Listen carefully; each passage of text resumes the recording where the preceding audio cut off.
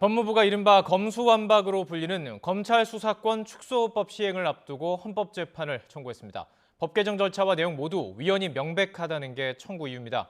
헌법재판소 판단이 나오기 전까지 법 시행을 막아달라는 효력정지 가처분도 함께 신청했습니다. 취재 기자 연결해보겠습니다. 한동호 기자. 네, 사회일부입니다. 개정법이 공포된 지 한 달여 만에 법무부가 예상대로 불복 절차를 밟았군요. 네, 법무부는 오늘 오후 헌법재판소에 개정검찰청법과 형사소송법에 대한 권한쟁의 심판을 청구했습니다. 권한쟁의 심판은 국가기관 사이에 헌법이나 법률상 권한을 두고 이견이 있을 경우 헌법재판소가 이를 가리는 절차인데요. 법무부는 법률 개정 절차에 있어 이른바 더불어민주당의 위장 탈당과 회기 쪼개기 등으로 위헌성이 중대하고 명백하다고 강조했습니다.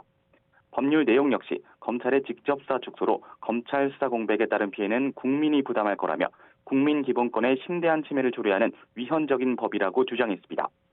법무부는 헌법상 절차적 민주주의와 법치주의를 회복하고 국민 기본권 보호를 위한 형사사법 체계의 정상화를 위해 국회를 상대로 권한쟁의 심판을 청구했다고 설명했습니다. 헌법재판 청구인은 검찰 사무를 관장하는 법무부 장관과 검사들을 대표해 대검찰청 공판송무부장, 일선검사 5명입니다.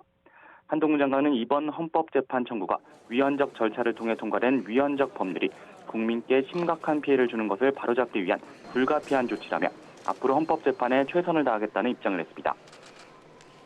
법무부는 개정 법률에 대한 효력정지 가처분도 함께 신청했는데요. 관련 법이 헌재 판단이 있기 전 9월에 시행돼 국민 권익에 심각한 피해를 불러온 일이 없도록 하기 위해서라고 설명했습니다. 앞서 더불어민주당은 윤석열 대통령이 취임하기 전인 지난 4월 검찰 수사권을 완전히 박탈하는 이른바 검수완박 법안을 추진했습니다. 검찰의 직접수사 범위는 6대 범죄로 한정됐는데 이를 새로 만들 중대범죄수사청에 넘기고 검찰엔 기소권만 남기자는 겁니다. 이후 검찰은 극심한 혼란과 국민 불편 가중, 중대범죄 대응 역량 약화와 수기 과정 미흡 등을 이유로 들면서 조직적으로 반발했습니다. 법안은 국회 논의 과정을 거치면서 부패, 경제 등 2대 범죄는 검찰의 직접 수사를 가능하게 하는 쪽으로 개정됐고 공포된 법은 선거 범죄를 제외하곤 오는 9월부터 시행될 예정입니다. 지금까지 사회일부에서 YTN 한동우입니다.